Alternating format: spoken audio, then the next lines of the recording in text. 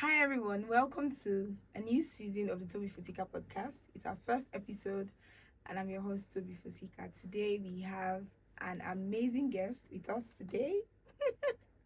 I hope you're as excited as I am. I'd like him to introduce himself. Yes, I'm not going to do the introductions. So hi, stranger. Stranger. Hello, everybody. I'm Tosin Olabode. I'm excited to be here. We're excited to have you too. This season of the podcast, we're going to be having guests that are coming on to speak on different and diverse topics, and I'm particularly excited. So Tosin is here today, and he's going to tell us what he does, and then we'll get into the conversation. So, what do you do? Yeah, so I'm a digital wellness educator. Essentially, I just help people build balance between their online and offline lives such that they're able to be productive with their technology usage while staying healthy. So it shouldn't be a competition between your productivity and your health. Both can coexist. Okay, so you help people with managing like screen time, phone time, and all of that, right? Essentially, yeah. Okay, so one of the things I have noticed over time is how people's phone usage and screen time affect like their personal relationships. I've seen videos where people would go out like restaurants, and then they'll be having like a meal together, and then one person is on their phone like throughout. You're not paying attention to what the other person is saying, or even if you're in a group, one person is just in one corner, using their phone, not being fully in that moment. Yeah. How do you think technology usage is like affecting people's personal relationships? There's actually a term for what you just described right now. It's called phobing, the idea of using your devices while in interaction with other people. Okay. The problem with screen time, or in the way that screen time affects people, is not the screen time in itself. Okay. It's excessive screen time. It's unstructured screen time. So there's a principle that I teach, is the concept of intention and attention management. The idea that you know your why and your what of what you want to do. And so, for example, you mentioned about how friends are hanging out, for instance. Yeah. And so the intention therein is to bond with your friends, not be with your device. And so if you're using your device at that point in time, it becomes an issue because it gives room for distraction. Yeah. So you see how screen usage in that context is bad. It's bad. Yeah. However, if your intention, for instance, was to probably while away time, watch a movie, catch up on some friends online, screen time in that moment is okay because it aligns with your intention. But the problem we have is because people don't schedule for their activities, screen time becomes an issue when it hinders what it is that you should be doing.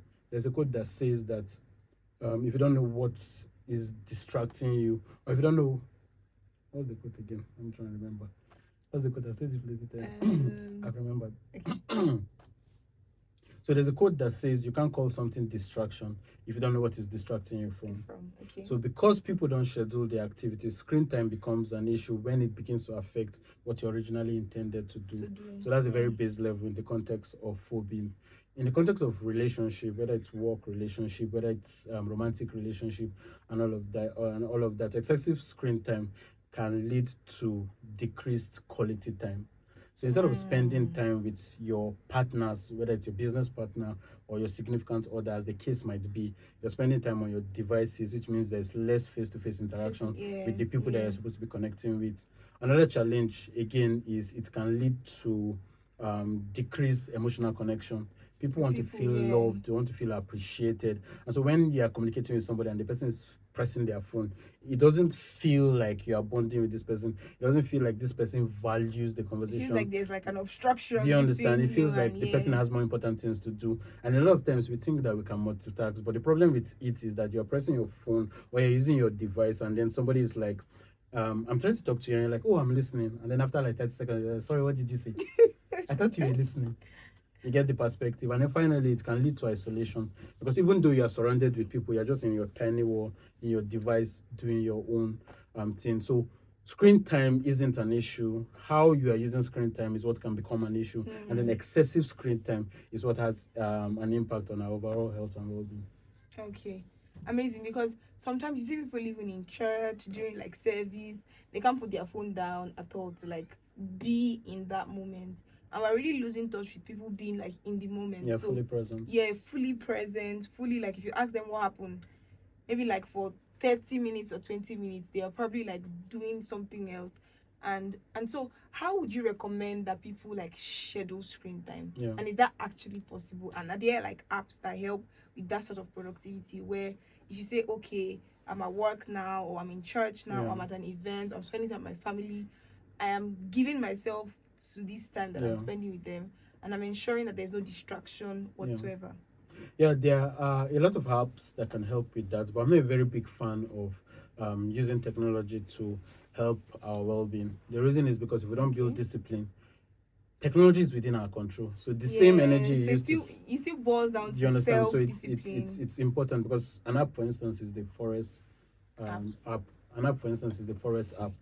Essentially, it's a work productivity app, such that it plants a tree every 25 minutes. So if you set up the app, and you have to love nature, obviously, because some people don't care about plants. So whether the plant dies or not, it doesn't matter. Because what happens is that if you break your work process before the 25 minutes reaches, the plant that was growing dies. So it's a strategy to help people stay focused for the activity that they are doing. But for me, it's more important that we build discipline. So when I spoke about the principles that I teach, the first being intention and attention management, the second is the law of scheduling. It's very basic. We know what is routine to us. You know what your morning routine looks like. You know what your afternoon looks like. You know what your evening looks like. Scheduling is essentially just time boxing the activities that you have for the day. And it's very flexible, because certain things don't come up until they come up. So we're not saying that it's very rigid. This is what I have to do. If something else comes up and you need to adjust, it's fine. But what time boxing does is that it helps you know what you should be doing. The beauty of knowing what you should be doing is that once you know what you should be doing, you know what you shouldn't be doing. And so if you know between 2 and 3, I should be spending time with family, for instance, that time is for family. If you know between 3 and 4, I should be spending time doing a project, that time is dedicated to that project. The advantage of scheduling in this way is that when you are doing family time, all work-related apps, the notifications are put off, so they don't come to distract. Because what happens a lot of times is it's innocent. You're doing a particular stuff, and then one message just pops up, and you're like, let me check it very quickly. 3 hours has passed. You can't even remember what you were doing originally. So the idea is that when you are doing between now 3 and 4, when you are now doing productive work, it means that family apps, social media apps that have nothing to do with the work should be put down. So because again, you know that this time has been dedicated to this task, you are not feeling anxiety of like, oh, let what me else. check what's Do you understand? Because you know there's another on? time that has been dedicated to that. Because we don't build these structures, once you put off your notification, you can't focus on your work, because you're thinking, what if I've gotten a message? But if you know that you've scheduled the time for it, then you know you can easily come back at the particular time, check everything and check it. So for me, the easiest answer to this is to build discipline, and then build a structure around that discipline. And then finally, the law of traction and distraction. Traction is anything that aligns with who you are and want to be. Distraction is anything that pulls you away from who you are and want to be. And so once you know what your intention is, you should be building traction, which means that every activity that you are doing with your device or without your device should be aligned with who you are and want to be. And again, so for instance, you're with a friend now, and friend is like, oh, I'm doing a research into this new product that came out, and it's like, what are you doing? And you're like, I'm on Netflix. You shouldn't be feeling guilty about being on Netflix as long as you've scheduled a time for it. So the idea again with productivity is not that just every time you're doing work, because life has to be balanced. There has to be a social life, a professional life, and a personal life. So there has to be that balance. Exactly. So the conversation is not about the activities that you're doing, it's the discipline behind those activities. So it's like, today I decide, okay, I'm going to work the whole day. Probably morning is like your strong suit. So you're awake in the morning, you hit everything. And probably the evening time is where you like to unwind. But somebody's a night owl, and by the time you're relaxing, that person is now doing their work. So as long as you're doing what you're supposed to do when you're supposed to be doing it, you should also balance and ensure that you have social time also factored in, so that it's not like you're all about work. Okay, that makes a lot of sense. And the second thing I wanted us to discuss was how people share like how people share like short clips of like a full message online, and then somebody watches maybe just that 5 minutes, 5-minute video, and then people are already making comments and people are hurling insults online. Because I know a part of digital wellness also has to do with um cyberbullying and the way we speak online and the way we attack people online. Yeah. I remember recently a video came out and people were saying all sorts, and very few people bothered to actually go back to watch like the entire video. And one thing people don't realize is this: the way you present yourself online is the way people are going to see you. Because I mean, online you form like a personal brand and identity. So if you go online and all you do is cyberbully, insult people, call people out, you know, setting how do you think people should manage and behave themselves online, especially like on social media? Because a lot of people don't think that it matters.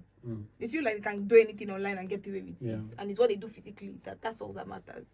People feel very anonymous online because you are far away from whatever engagement that it is that you're engaging with. So I can be here in Abuja and be catching cruise with somebody in US or somebody in Lagos, because that's the term that people are familiar with. The idea of making fun of people, making jest of people, speaking out of context, clickbait. Or like the latest one that just came, what you said just reminded me of the latest one that happened. Was it last week, where South Africans started ordering boats in Nigeria, and then Nigerians retaliated and started ordering boats. I mean, with their own personal account, forgetting that their personal details are there. Ordering boats in those countries, deliveries from this place to this place, you know, all of that, doing that online. They're posting it on their personal page as well. And all these things are, you know, the internet never forgets, as we say. How do you think that affects? It's all fun. It's all fun and games. It's all fun and play until you begin to see the consequences. Our online presence is now our CV. Your digital footprint essentially is everything about you that can be found within the digital space. There are two ways that information comes to be. One is the content that you put out there. Secondly is the content about you that people put out there. And so it's super important to realize that every information that is found about you is what is believed to be you. And we live in a generation where you are guilty until you prove yourself innocent. Negative news spreads faster than good news. So it trends better when it's a conversation that is not healthy towards you.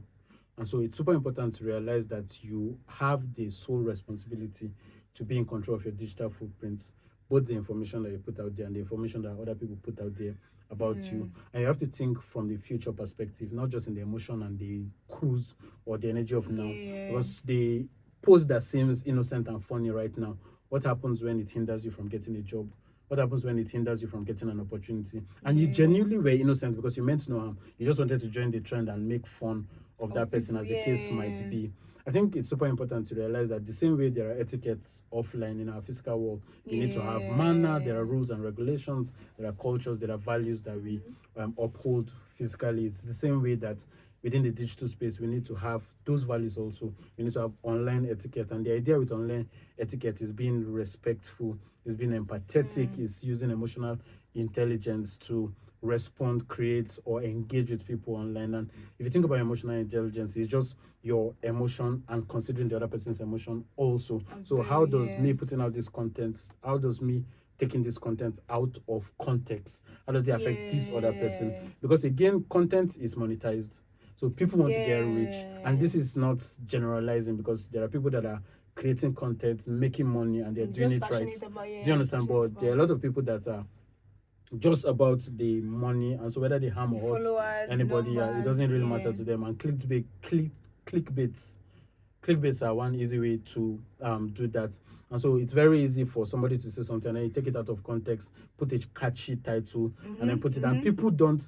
The larger percentage of people don't go to research or read up on those articles. They just click on it and then they share, they repost. You have been entrusted with every environment that you find yourself in, especially the environments that you create. So if you have an Instagram account, for instance, now, you are responsible for the kinds of content that your followers see on that page. And so before you reshare a post, before you retweet a post, before you post a post on any of your platforms, you have to be sure that that news is verified. We live in a world where a lot of fake news. We're in a world where there's what we call deep fake, which is the idea that somebody can carry your face, carry your voice, and present you online, and you won't even be aware of it, and it will look exactly like you. So it's super important that if we're in the digital space, we ask questions, we take a pause before we engage with content. And then coming back to people that engage with content that is taken out of context. Yeah. I think a lot of times it shows intention.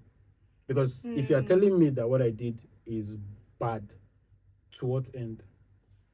Yeah. Is your goal that you are seeing me lose who I am, and you're trying to help me reconnect back with who I am? You're seeing a lost cause that you are trying to save, because back, yeah. intention defines approach. Yeah. If your intention is to ensure that I am not a lost cause, there's still hope for me, your approach will be empathetic. Your focus won't be on the problem, but based on the problem, the solution that can come out of it. A lot of times you might not even know the solution. If you don't know the solution and you still want to engage with the problem, that's why there's a concept called constructive criticism. Yeah. But what happens a lot of times is because people want to catch crews, because people just want to get engagement, because they just want to be popular, because this topic is trending and they want to add their voice, because that's what people are reading and people are seeing. They just engage with content, share things out of context, because it's very easy to say there's a way you can say a particular word, and the tone that you use, the same word, it will mean two different things. Yes. And so it's very easy for the message to be turned. You can turn any message to anything that you want it to be, and people will believe it. Yeah. And so if your intention isn't healthy, if your intention isn't holistic, if your intention isn't genuine, then that's the kind of results you begin to see within the digital platform. People engaging with content that they don't have full context of. I mean, if a message is 3 hours and they posted 30 seconds on social media, and you feel so passionate and you feel so strongly to talk about that opinion, then that strength should make you watch the 3 hours video. If you can't watch the 3 hours video and you post a comment, like, to what end? Because you can't speak to the full context of the message. You're only speaking to the perspective that you see. And we are living in an era where it's okay for everybody to have an opinion, but you shouldn't lord your opinion over other people. And so if you read something that is out of context, you carry your opinion on what you think that person's opinion was. You see our opinions are flying around. But what happens when you take out time to fully understand it? Because a lot of times you might even take out time to fully understand the video and realize that the person was actually wrong. You understand? And so the problem is not even about the message in itself. The idea is that if you have been entrusted with a group of people and you want to put out an information to those people, you have to ensure that the information you're putting it from a place of honesty, from a place of integrity, from a place of value. Yeah, I think that's really important, because these days people are so quick. They are really, really quick to like tear people down. Most times when I see videos online, I just go to the comments and I'm amused, like the things people say, the things people write. For somebody you don't know, I remember my former boss would say, somebody that is using a 10,000 naira phone with 15 naira data is causing 1 billion naira problem online, because the words that they are saying, like, if the person should actually sue you to court for defamation, some people can't even pay. They can't even afford to bail themselves out. But the things they say online, you would actually think that, they understand the why, the what, the how. I think that at the end of the day, there should be guidelines that people follow with the way they conduct themselves online. So in final words, what would you say generally should be a rule of thumb for everyone as they use like social media, as they engage online, as they're also good digital citizens, as I know that they are called? How should we conduct ourselves online with the way we use our phones, with the way we use technology, and the way we engage with people? Yeah, so it goes back to the initial principle that I shared, which is the context of intention and attention management. Your why and your what defines your intention, and then your how defines your attention. The idea with attention is that it helps you observe and evaluate what it is that you've said is your why, what it is that you said is your what. Am I achieving this? That's where the law of traction and distraction comes into play. Because if your intention is A, B, C, and then your how observes that you're not doing A, B, and C, it means that distraction has come in. If you check your how and you're doing A, B, and C, it means that you're gaining traction, because you're doing what aligns with you and who you want to be. Now, the reason why intention matters a lot is because you realize that you don't even need to be on all social media platforms to begin with. Because your intention should define the platforms that you join. So LinkedIn has a purpose, Twitter has a purpose, Facebook has a purpose. All these platforms, they have a reason why they were created. And sometimes the purpose merge, because you can get job opportunities on X, for instance, formerly called Twitter, the same way that LinkedIn is a professional platform. So the idea has to be, okay, this is why I'm joining this platform, and this is what I want to achieve with this platform. What that then does is that it guides a principle we call feed management. Okay. It guides the kind of people that you follow, the kind of contents that you engage with. You know how you can like a post and it shows on your feed. So if I'm following you because you liked this post, the algorithm is designed in such a way that if we are similar, we should be liking the same thing. Yeah. Because again, the more time you spend within these platforms, the more money these guys are able to make at the end of the day. So the number one principle is to be intentional. Know your why. Like, why am I on this platform? So I've decided to join this platform. Once you know your why, ensure that you are constantly observing to make sure that you're achieving that why. Because if you define it in all truth and honesty, a lot of people that catch cruise shouldn't be catching cruise. Because it doesn't align with who they are and want to be. They just want to be petty, look for trouble, gain clouds, Do you understand? Increase their followers. They don't have there's no genuine need to do all that. Except if that was your intention of joining the platform. Because there are actually platforms, there are actually accounts that are created just to look for trouble. So those people are achieving their intention, to be fair. Because that's what they plan to do. Because that's what they plan to do. So unless you too, in creating your account, that was what you planned to achieve, then you should be intentional and ensure that you're observing if you're achieving those intentions. And then in the context of feed management, because for instance, if my goal is to be all about football, know everything about football, the kinds of people I'm following, the kind of engagements that I'm doing should be more football related than it is music. Because music is not my top passion. It doesn't mean that your page is filled with only football. Obviously, you have a life. And so there should be other perspectives. It's just that you should curate your page to align with who you are and want to be. Mm-hmm. Because once you are doing that, your energy is more focused, more productively, because the kinds of content you see are the kinds of contents that align with who you are. There are different types of content online that people don't know exist. Yeah. I remember a friend was talking about how she used to see wedding pictures on LinkedIn. And somebody was like, I don't see wedding pictures. Yeah, people used to do wedding. I understand people started doing wedding pictures, birthday pictures, and everything on LinkedIn. So depending on the kinds of people that you follow, I haven't seen that yet. The person that was talking hasn't seen that yet, depending on the kinds of people that you follow, because there are people that are both have one account for their professional, social life, and all of that. There are people that is strictly professional life. Social life is different. In fact, there are people that are only on LinkedIn. They are not on any other platform. I know a couple of people that are not on any social media platform, including WhatsApp. Yeah, and then Nigeria have just their emails. Yeah. You understand? And so it's important to note that in the concept of feed management, or the advantage of feed management, is that it creates a system that aligns with who you are and want to be. So most of this noise, you won't be seeing them.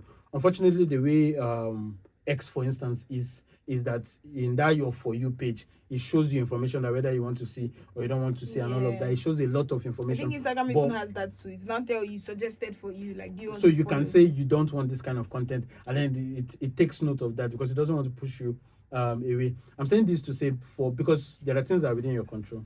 Yeah. There are things that are outside your control. As well, yeah. And so the things that are within your control is creating your platform and building your identity in such a way that you are giving value to everything that you're doing online. Mm-hmm. The things that are outside your control are other people and the kinds of information that they share and all of that. And so the idea with feed management is that if you structure your page, the kinds of people that you follow, you can to an extent control the kinds of content that you see. So most of this noise, most of this unnecessary gossip, most of these attacks and insults, you will not necessarily find them on your page. And even if you find them on your page, because they don't align with who you are and want to be, you won't engage with them. Somebody says if you don't have anything good to say, keep quiet, Abi. If you don't have a positive value to give, you don't have to post. You see a comment and you cracked your head and everything you want to say is negative. Like, you don't have to post it. It's like our physical life. There are certain people that you see and the person is vexing you. Like, do you go and approach the person and say, you're vexing me? You understand? So, but it's the same thing with the digital space. Or you want space. to slap them or beat them up or something like that. You don't have to engage, because the basic definition for mental health, for instance, is our ability to think, our ability to feel, and our ability to respond to life's situation. So it shows a stable mental health when you are able to respond in the way that you should respond to certain situations and not respond to everything. Do you understand? Not react to everything, because the difference between responding and reacting is that one takes the time to pause, reviews all the possible options, and brings out the best outcome, while one has acted already before even thinking. So that's the idea. Wow, interesting. Thank you so much for sharing with us today. And I'm sure that we really learned a lot. We can follow you online on Instagram. I'm everywhere. I'm on all the platforms. Yeah. Okay. at Doing Healthy Africa, right? Yes. Doing Healthy Africa on Twitter, on Instagram, on YouTube, to learn more about digital wellness and how to conduct yourself online. I think it's very important because how we have physical, mental, social, emotional wellness, digital wellness is becoming a priority because a lot of people are getting stressed out, burnt out, depressed, anxious with their tech usage. So I think that balance is very important and very paramount now. Thank you so much for being here with us. Thank you for sharing with us. I mean, we've come to the end of today's episode. Please like, share, leave a comment, share to your friends, and repost online. I'll see you in the next episode. I remain Tobifusika. Have a lovely day ahead. Bye.